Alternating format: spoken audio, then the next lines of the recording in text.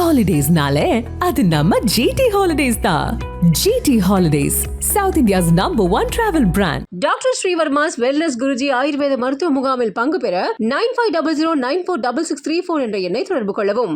ஜெயச்சந்திரனின் அடடா ஆடி ஆஃபர் 5% முதல் 70% வரை டிஸ்கவுண்ட். எங்க தண்ணி வருதோ இல்ல அங்க தண்ணி வரணும். இன்னைக்கு நேற்று இல்லை, குறைய திமுக 75 வருஷமா இதை தான் செஞ்சிட்டு இருக்காங்க. தொண்டர்கள் ஒரு பேரை சொல்லும் போதும் அவர் தடுத்துருக்கலாம் அல்லவா? தடுத்துட்டு ஒரேடியா காவேரி மட்டும்தான் நான் பேசுவேன்னு சொல்லியிருக்கலாம். இன்னொன்னு காவேரியை பத்தி பேசுறதுக்கு அவங்களுக்கு தார்மீக உரிமை இல்லை. ஸ்டாலின் சார் என்ன என் பையன் அந்த மாதிரி பேசுற ஆளே கிடையாது அப்படிங்கிற ஒரு விஷயத்த சொல்லியிருக்காரு. இல்லை, அவர் நேற்று பார்த்துருக்கணும். அவங்க வீட்டில் யாரையாவது இப்படி கமெண்ட் பண்ணியிருப்பாங்களான்னு கேட்டிருக்கணும். நாம இவங்கெல்லாம் அப்படி பேச மாட்டாங்கன்னு சொன்னா அதை யாராவது நம்புவாங்களா? I'm ready to face the consequences. I'm not afraid of all these arrests and all. We are ready to face the consequences. I don't think they have so much brain. These people are just a bunch of idiots. So I will face the consequence. இதுவே உங்களோட ஆணவத்தின் உச்சத்தை காண்பிக்குது. Jokers, நான் என்ன ஜோக்கா இருக்குன்றாரு, bunch of இடியட்ஸ்ன்றாரு. So இதெல்லாம் நம்ம எப்படி எடுத்துக்க முடியும்? அப்போ நாங்கள் பேசுகிறது தான் சரி, நாங்கள் பேசுகிறது தான் ஆணவம், நாங்கள் அப்படி தான் பேசுவோம், எங்களை யாரும் ஒன்றும் சொல்ல முடியாது அப்படின்ற மனநிலை இருக்கக்கூடாது. பாருங்கள், அந்த மனநிலை ரொம்ப மோசமானது. பர்சனல் லைஃப்பை அட்டாக் பண்ணுறது one of the mode of DMK. அவங்களுக்கு யாராவது எதிர்த்தாங்கன்னா உடனே அவங்க இது அந்த அடி நாதத்தில் போய் குடும்ப பிரச்சனை எடுத்து அவங்க அடிப்பாங்க. ஆர்எஸ் பாரதி சொல்கிறாரு, நாங்கள் ஜெயலலிதாவெல்லாம் அப்படி பேசியிருக்கோம், எம்ஜிஆர் காலத்தில் எங்களெல்லாம் கைது பண்ணலைன்னா அப்போ you're normalising these comments. Kanimozhi அவர்கள் வேற எந்த கட்சியை சார்ந்தவராவது இதை பேசினா இன்னைக்கு கண்டனம் தெரிவிச்சிருப்பாங்களா இல்லையா? தமிழச்சி தங்கப்பாண்டியன் அவர்கள் இன்னைக்கு வேற எந்த கட்சியை சார்ந்தவர்களா யாரும் பேசினா இன்னைக்கு முதல் கண்டனம் தெரிவித்திருப்பாங்க. ஸ்டாலின் அவர்கள் வேற எந்த மாநிலத்தில், நம்ம மாநிலத்தில் இல்லை, வேற எந்த மாநிலத்தில், நமக்கு கண்ணுக்கு எட்டாத மாநிலத்தில் யாராவது பேசியிருந்தா உடனே முதல் கண்டனம் வரும். ஆனால் நமக்கு கண்ணுக்கு எதிரில் நம்ம தமிழ்நாட்டு பெண்களை பற்றி, தமிழ்நாட்டில் உள்ள நிலையை பற்றி பேசினா இவங்க அதை பற்றி கவலைப்பட மாட்டாங்க. இந்த தரங்கெட்ட அரசு கைது செஞ்சுருக்கிறாங்க. டபுள் மீனிங்லாம் பேசவே இல்லை. நான் ஒரே மீனிங்ல தான் பேசினேன், சிங்கிள் மீனிங்ல தான் பேசினேன், மீண்டும் பேசுவேன். இன்னைக்கு என்னமோ உதயநிதி ஏதோ சுதந்திர போராட்ட தியாகி மாதிரியும் ஏதோ மிக மக்களுக்கான போராட்டத்தில் அவர் கைதான மாதிரி ஒரு சூழ்நிலையை ஏற்படுத்தி எல்லாரும் ரோடுக்கு வந்து எல்லாம் செய்கிறாங்க. இன்றைக்கி டிஎம்கேக்கு வேறு வழி இல்லை. இன்னொன்று, அவர்களால் எதிர்க்கட்சி ஆகிவிட்டோம் என்பதை அவர்களால் நம்ப முடியல. இன்றைக்கி சில விஷுவல்ஸ்லாம் பார்த்தீங்கன்னா அவங்க ஒரு சட்டம் ஒழுங்கை பாதித்து ஒரு கலாட்டா செய்து ஆக தமிழ்நாட்டில் ஒரு கலவரத்தை ஏற்படுத்தணும் அப்படின்ற ஒரு இன்டென்ஷன் வந்துச்சு. திமுக எப்பவுமே தனக்கு சாதகமா அது மக்கள் பாதித்தா பரவாயில்ல, சட்டம் ஒழுங்கு பாதித்தா பரவாயில்ல, பெண்கள் பாதிப்படைந்தா பரவாயில்ல, ஆனால் தனக்கு அரசியல் லாபம் வரணும்னு அவங்க எதை எடுத்தாலும் செய்வாங்க. அப்படிதான் இன்னைக்கு செய்து கொண்டது. வணக்கம். உதயநிதி ஸ்டாலின் அவர்கள் கைது செய்யப்பட்ட விஷயம் ரொம்ப பரபரப்பாக பெரிய அளவில் எல்லா இடங்களையும் பேசப்பட்டு இருக்கு. ஸோ அரசே சொல்லிட்டாங்க, ஓகே விடுவிச்சிடலாம், அனுப்பிச்சிடலாம் அப்படிங்கிற ஒரு விஷயத்த அதை நீங்கள் எப்படி பார்க்குறீங்க மேம்? இல்லை, அரசு விடுவிக்கலாம், கைது செய்யலாம். ஆனால் பெண்கள் எப்படி நடத்தப்படுகிறார்கள், பேசப்படுகிறார்கள் என்பதுதான் பிரச்சனை. இன்னைக்கு நேற்று இல்லை, குறைய திமுக 75 வருஷமாக இதை தான் செஞ்சிட்ருக்காங்க. அந்த காலத்தில் சத்யவாணி முத்து அவர்கள் ஆரம்பித்து, அனந்தநாயகி அவர்கள் ஆரம்பித்து, அப்புறம் ஜெயலலிதா மேடம் ஆரம்பித்து, தொடர்ந்து எங்களை மாதிரி உள்ள தலைவர்களை கூட அவங்க அப்படி தான் பேசிக்கொண்டே இருக்கிறார்கள்.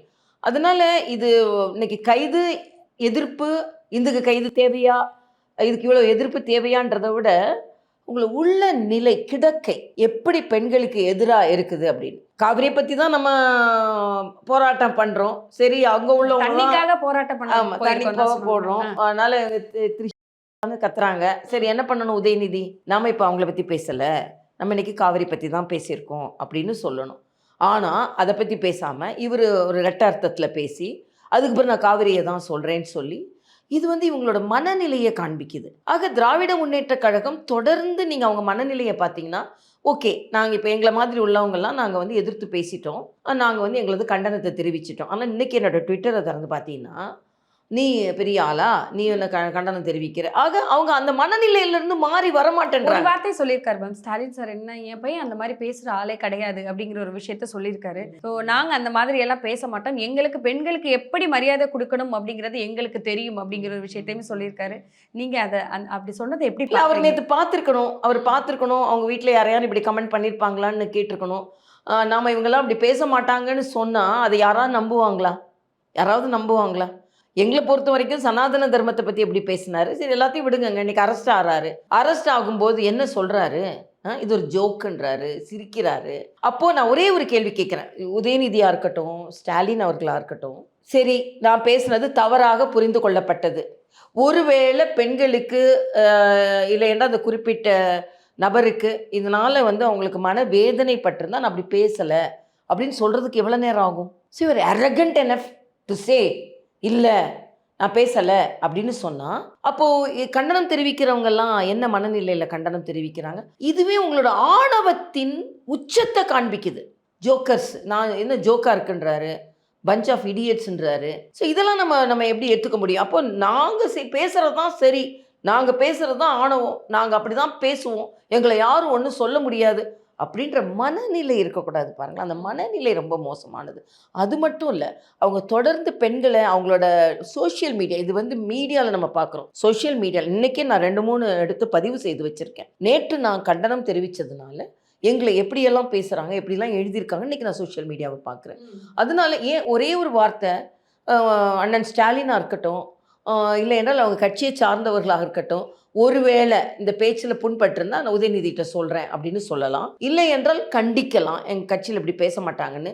இதுக்கு முன்னால் நீங்கள் சிவாஜி கிருஷ்ணமூர்த்தி போன்றவர்கள் பேசினதெல்லாம் நாங்கள் எங்கள் தலைவர்களெல்லாம் எப்படி பேசுனாங்கன்னு நாங்கள் கேட்க தான் செஞ்சோம். பர்சனல் லைஃப்பை அட்டாக் பண்ணுறது one of the mode of DMK. அவங்களுக்கு யாராவது எதிர்த்தாங்கன்னா உடனே அவங்க இது அந்த அடி நாதத்தில் போய் குடும்ப பிரச்சனை எடுத்து அவங்க அடிப்பாங்க. இது ரொம்ப தவறான நடைமுறை. இது தவிர்க்கப்பட வேண்டும். ஒரு எதிர்க்கட்சி தலைவர் மேம் ஒரு இடத்துல தண்ணிக்காகவும் மக்களுக்காகவும் விவசாயிகளுக்கான போராட்டம் அப்படின்னு சொல்லி போன இடத்துல ஒரு பெண்ணை குறித்து பேசலாமா? அந்த மாதிரி பேசுறது சரியா? ஸோ அதை சரின்னு சொல்லி நிறைய பேர் அதுக்கும் கமெண்ட்ஸ் நீங்கள் சொல்கிறீங்க, அதுக்கு நிறைய பேர் கமெண்ட்ஸ் போட்டிருக்காங்க.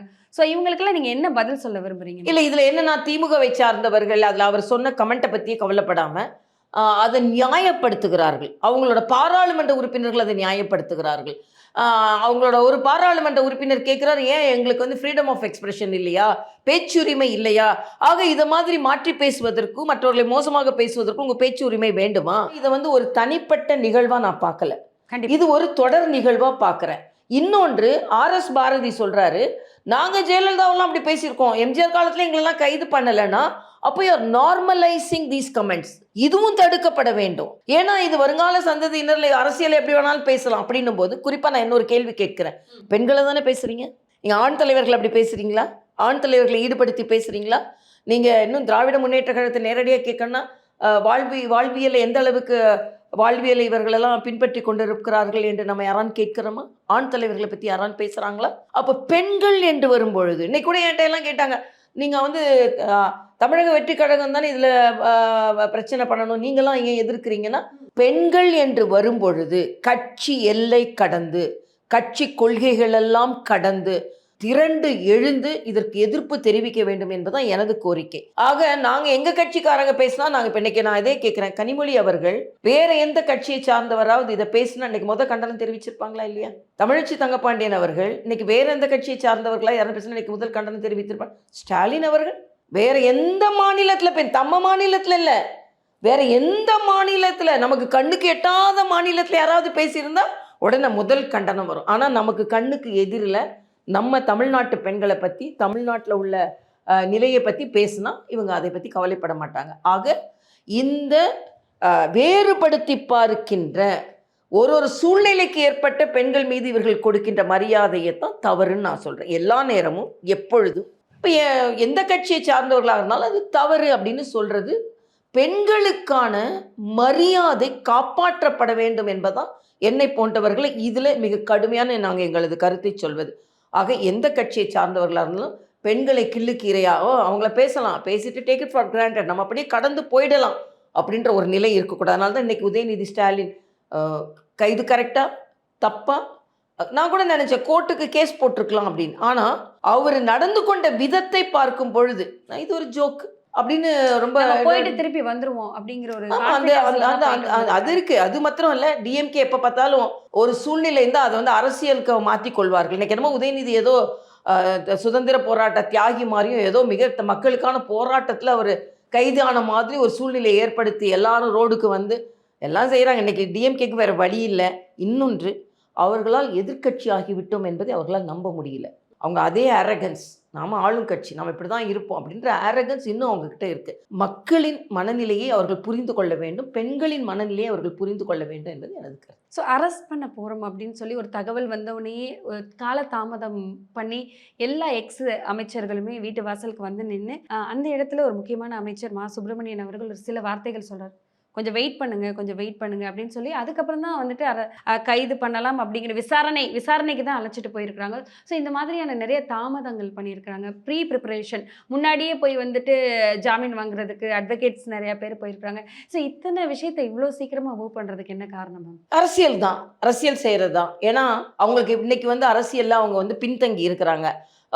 தான் அரெஸ்ட் பண்ண வர்றதை ஒரு அரசியல் சூழ்நிலையே தனது தொண்டர்களை இன்னும் கொஞ்சம் ஸ்டிமுலேட் பண்ணி அவங்கள ஒரு அரசியல் சூழ்நிலைக்கு நம்ம பின்தங்கி இருந்துட்டோம், ஸோ நம்ம பெரிய தியாகி மாதிரி நடந்துக்கணும், உடனே வந்து நமக்கு இன்றைக்கி வந்து அரசியல் சூழ்நிலை எல்லாம் நம்மளை பற்றி பேசணும் அப்படின்ற ஒரு சூழ்நிலையை ஏற்படுத்துறதுக்கு இன்றைக்கி இப்போ உதாரணத்துக்கு பாருங்களேன், தஞ்சாவூரில் போலீஸ் ஸ்டேஷனில் சுற்றி அவங்க ஆளுங்கள்லாம் கூடிட்டாங்க. அரசியல் கட்சி கைதுனா கூடுறதுல எந்த மாற்று கருத்தும் இல்லை. ஆனால் சட்டம் ஒழுங்கை பாதிக்கணும் எல்லா இடங்களிலும். இன்றைக்கி சில விஷுவல்ஸ்லாம் பார்த்தீங்கன்னா அவங்க ஒரு சட்டம் ஒழுங்கை பாதித்து ஒரு கலாட்டா செய்து தமிழ்நாட்டில் ஒரு கலவரத்தை ஏற்படுத்தணும் அப்படின்ற ஒரு இன்டென்ஷன் வந்துச்சு. திமுக எப்போவுமே தனக்கு சாதகமாக அது மக்கள் பாதித்தா பரவாயில்ல, சட்டம் ஒழுங்கு பாதித்தா பரவாயில்ல, பெண்கள் பாதிப்படைந்தா பரவாயில்ல, ஆனால் தனக்கு அரசியல் லாபம் வரணும்னு அவங்க எதை எடுத்தாலும் செய்வாங்க. அப்படிதான் இன்னைக்கு செய்து கொண்டது என்பது எனது கருத்து. சிஎம் விஜய் அவர்கள் எடுத்த இந்த அதிரடி நடவடிக்கை தப்பு அப்படின்னு சொல்லிட்டு நிறைய பேர் சொல்லிட்டு இருக்காங்க. அது தப்புன்னு நீங்க நினைக்கிறீங்களா மேம்? இல்ல சிஎம் விஜய் எடுத்த முடிவு என்று சொல்வதை விட பெண்களுக்கு எதிராக யாராவது பேசினால் கடுமையான நடவடிக்கை இருக்கும் என்பது இந்த சமுதாயத்திற்கு வலியுரைப்படுத்த வேண்டும். அந்த முறையில் இதை நான் வரவேற்கிறேன். ஏன்னா பேசிட்டு நம்ம பாட்டுக்கு போயிடலாம், இல்லைன்னா நான் பேரை சொல்லலை, நான் ரெட்டர்த்தத்தில் பேசலாம், உள் அர்த்தம் வச்சு பேசலாம், ஆனால் அதை பற்றி நான் கடந்து போயிடுவேன் அப்படின்ற நிலை இருக்கக்கூடாது. ஆக பெண்களுக்கு நம்மளை யாராவது பேசுனா உடனே கேட்குறாங்க, திருஷ்ணா பற்றி தான் பேசினா தானே இப்படி பேசுனீங்க, வேற யாராவது பேசுனா இல்லை, எந்த பெண்ணை பற்றி பேசினாலும் இந்த நடவடிக்கை இருக்க வேண்டும். வந்திருக்கு மேம். நீங்கள் சொன்ன மாதிரி அந்த பெயருக்குரிய நடிகையை பற்றி பேசுனதுனால தான் இவ்வளோ பெரிய அதிரடி நடவடிக்கை சிஎம் அவர்கள் எடுத்திருக்காரு. இதுவே வேற யாருக்காவது இருந்தால் எடுத்திருப்பாங்களா அப்படிங்கிற ஒரு பேச்சுமே வந்துட்டு இருக்கு.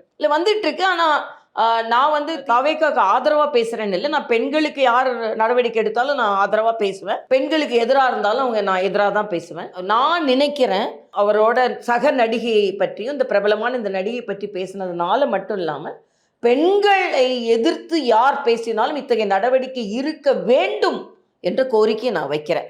ஏன்னா இந்த அவப்பெயர் சிஎம்க்கு வரக்கூடாது. ஏன்னா பர்டிகுலர் பர்சனை பற்றி பேசும்போது அதிகமாக நடவடிக்கை எடுக்கிறோம், இல்லை என்றால் நடவடிக்கை இருக்காது என்ற நிலை இருக்கக்கூடாது. பெண்களை பற்றி யார் வேண்டுமானால் பேசுவதற்கு பயப்பட வேண்டும். ஆக நாம பெண்களை பற்றி பேசிவிட்டு நாம கடந்து சென்று விட முடியும் அப்படின்றது நிலைப்பாடு இருக்கக்கூடாது என்பது எனது தாழ்மையான கருத்து. இன்னைக்கு நடந்த ஒரு விஷயம் பார்த்தா இத்தனை வருஷமா காலமாக நடக்காத ஒரு விஷயம். கட்சி மேடையிலோ இல்லை ஏதோ ஒரு மேடையிலோ எங்கேயோ நின்று ஏதோ ஒரு குட்டி கட்சியில இருந்து கூட அசால்ட்டா ஆப்போசிட்ல இருக்கிற பெண்களை வந்துட்டு தவறான வார்த்தைகளிலோ அந்த பெண்களை வந்து ஒரு ஒருமையான சொற்களிலோ வந்துட்டு ஈஸியா பேசிட்டு போயிடுவாங்க. ஆனா இன்னைக்கு நடந்த இந்த விஷயத்தினால இனிமே எங்கேயுமே பெண்களை பத்தி தவறா பேச பயப்படுவாங்க அப்படின்னு நான் நினைக்கிறேன். நீங்க என்ன மேம் நினைக்கிறீங்க? இல்ல இது பயப்படணும்னு நான் நினைக்கிறேன். ஆனா இது வந்து தொடர்கதை ஆகிவிடக் கூடாது என்பது. அதனாலதான் இன்னைக்கு அவங்க பேசினதுக்கு அப்புறம் எடுத்த நடவடிக்கைகள் எல்லாம் சட்ட ரீதியா சரியா, அரசியல் ரீதியா சரியா, தார்மீக ரீதியா சரியா என்று பட்டிமன்றம் நடத்துவதற்கு பதிலா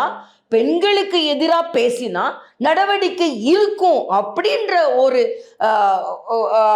ஒரு எண்ணம் அவர்களுக்கு வரணும். அது வகையில் இன்னைக்கு நடந்த இது பெரிய கலாட்டா தான் காலையிலிருந்து நடந்தது. அப்புறம் நாளைக்கு எல்லாரும் சட்டமன்றத்துக்கு போயிட போறாங்க. ஆனால் இப்படி பேசுவது தவறு என்பது ஒவ்வொருவரும் உணர வேண்டும் என்பதுதான் இன்றைக்கு நடந்து கொண்டிருக்கின்ற இந்த அரசியல் நிகழ்வின் ஒரு தீர்வாக இருக்க வேண்டும் என்பது எனது கருத்து. நீங்க சட்டமன்றம் சொன்னனால கேட்கிறேன் மேம். நாளைக்கு தமிழகத்தின் பட்ஜெட், அதுவும் டிவிக்கு ஆட்சிக்கு வந்து முதல் பட்ஜெட், தமிழக பட்ஜெட். சட்டமன்றத்தில் நடக்க போற சில விஷயங்களை மறைக்கிறதுக்காக இன்னைக்கு நடந்த சில விஷயங்கள் தமிழ்நாடு முழுவதும் பரப்பப்பட்டதா அப்படிங்கிற ஒரு பேச்சுமே எல்லா இடங்களையும் வந்துட்டு இருக்கு. நீங்க அதை எப்படி பாக்குறீங்க? இல்லை, இன்னைக்கு காலையில இருந்தே உதயநிதியை கைது செய்த உடனே நாளைக்கு பட்ஜெட்டு, அவர் சட்டமன்றத்திற்கு வரவிடாமல் இருப்பதற்காக தான் இந்த கைது அப்படின்னு ஒரு தோற்றத்தை திராவிட முன்னேற்ற கழகம் ஏற்படுத்துகிறார்கள். ஆனால் நான் அதே கேள்வி கேட்கிறேன், நாளைக்கு பட்ஜெட் அது மக்களுக்கானது. ஆக அங்கே விவாதத்தில் கலந்து கொள்ள வேண்டும் என்று உதயநிதிக்கு தார்மீக உரிமை இல்லையா, கடமை இல்லையா? அப்போ என்ன சொல்லியிருக்கணும்? இன்னைக்கு கைது செய்யும் பொழுது ஒருவேளை எனது பேச்சு தவறாக புரிந்து கொள்ளப்பட்டிருந்தால் நான் அதற்காக வருந்துகிறேன்னு சொல்லலாம், இல்லைன்னா நான் அப்படி உள்நோக்கத்தோட பேசலைன்னு சொல்லலாம். ஆனால் நான் தப்பே செய்யலை, நான் பேசவே இல்லை. நான் கேட்குறேன், அவங்க ஒரு பெயரை சொல்லும் பொழுது அதை சொல்லாதுங்க, நாம் அதுக்காக இப்போ வரல, நம்ம காவேரிக்காக வந்திருக்கோம், அதனால் இத்தகைய பேச்சுக்களை பேசாதுங்கன்னு அவங்க தொண்டர்கள் ஒரு பேரை சொல்லும் போதும் அவர் தடுத்துருக்கலாம் அல்லவா? தடுத்துட்டு ஒரேடியாக காவேரி மட்டும்தான் நான் பேசுவேன்னு சொல்லியிருக்கலாம். இன்னொன்று, காவேரியை பற்றி பேசுறதுக்கு அவங்களுக்கு தார்மீக உரிமை இல்லை. ஏன்னா அவங்களும் காங்கிரஸும் ஒன்னா மத்தியில் இருக்கும்போது கூட காவிரிக்கு அவங்க தீர்வு கொடுக்கல. இல்ல 5 வருஷம் ஆட்சியில திராவிட முன்னேற்ற கழகம் இருக்கும்போது 5 வருடமும் தண்ணி கரெக்டா வந்தது, மக்களுக்கு நாங்க தண்ணி கரெக்டா தான் வாங்கி கொடுத்துட்டு இருந்தோம் அப்படிங்கிற ஒரு விஷயமே சொன்னாங்க. டிஎம்கே ஆட்சியில காவேரியிலேருந்து தண்ணி கரெக்டாக வந்தது அப்படின்னு ஒரு விஷயம் சொல்றாங்க. அது ஏன்னா எடையூரப்பா அங்கே இருக்கும்போது தண்ணி கரெக்டாக கொடுத்தாரு அவர், அதனால அவங்க இருக்கும்போது காவேரியில் தண்ணி வந்ததுன்னு நம்ம முழுசாக சொல்ல முடியாது. இன்னும் சொன்னால் அதுக்கு நிரந்தர தீர்வு அவங்க கொண்டு வந்திருக்கலாம். இன்னும் சொல்லப்போனால் காவேரி நதிநீர் ஆணையம் அமைச்சதே மரியாதைக்குரிய பாரத பிரதமர் அவர்கள் வந்த பிறந்தான். அதுக்கு முன்னால் இவங்க 2 பேருமே ஆட்சியில் மத்தியிலையும் இருந்தாங்க, மாநிலத்திலையும் இருந்தாங்க. அப்போ அதுக்கு ஒரு நிரந்தர தீர்வு கொண்டு வந்திருக்கலாமே, அது கொண்டு வரல. மேகதாது அணை கட்டவே முடியாதுன்ற ஒரு சூழ்நிலையை கொண்டு வந்திருக்கலாம்ல, அதை கொண்டு வரல. அப்படி பார்த்தா மேகதாது அணைக்காக ஒரு திட்ட அறிக்கையை இன்னைக்கு பாரதிய ஜனதா கட்சி ஆட்சி தான் திருப்பி அனுப்பியிருக்கு. அதே மாதிரி பாண்டிச்சேரி தமிழ்நாடோட அனுமதி இல்லாமல் நீங்கள் அணை கட்ட முடியாது என்ற ஒரு சூழ்நிலையும் பாரதிய ஜனதா கட்சி ஆட்சி தான் ஏற்படுத்தி இருக்கிறது. அதனால அரசியலுக்காக திமுக இப்படி பேசுகிறதே தவிர, இன்னும் சொல்ல போனால் 1974 இந்த காவிரி பிரச்சனை தீர்ந்திருக்கும். ஆனால் அன்றைய கலைஞர் அவர்கள், கருணாநிதி அவர்கள், பிரதம அமைச்சர் இந்திரா காந்தி அவர்கள் சரண்டர் ஆனதுனால அன்னைக்கு அந்த காவிரி பிரச்சனை தீராம போயிடுச்சு. எப்படி கச்சத்தீவை தாரை வார்த்தார்களோ அதே மாதிரி சுயநலத்திற்காக இதற்கு தீர்வு கிடைக்காமல் அவர்கள் செய்தார்கள். அதனால இதுக்கு எல்லாத்துக்கும் காரணம் திராவிட முன்னேற்ற கழகம் என்பதையும் நாம் மறந்துவிட முடியாது. ஆனால் நான் முதலமைச்சர் விஜய் அவரிடம் ஒரு கோரிக்கை, யாரை பற்றி, எந்த பெண்ணை பற்றி யார் தவறாக பேசினாலும் நடவடிக்கை இருக்க வேண்டும் என்பது எனது கோரிக்கை. இனிமே எந்த இடத்திலும் பெண்களை பற்றி பேச எல்லாருமே பயப்படணும். அதற்கான முதல் படி இன்னைக்கு நம்ம முதல்வர் எடுத்திருக்காரு, அதாவது முதல்வர் ஜோசப் விஜய் அவர்கள் எடுத்திருக்கிறாரு. தொடர்ந்து பேசுவோம். நன்றி. நன்றி. ஹாலிடேஸ்னாலே அது நம்ம GT Holidays தான். GT Holidays, South India's #1 travel brand. Doctor Shreevarma's wellness Guruji Ayurveda மருத்துவ முகாமில் பங்கு பெற 9500946634 என்ற எண்ணை தொடர்பு கொள்ளவும். ஜெயச்சந்திரனின் அடடா ஆடியோ ஆஃபர் 5% முதல் 70% வரை டிஸ்கவுண்ட்.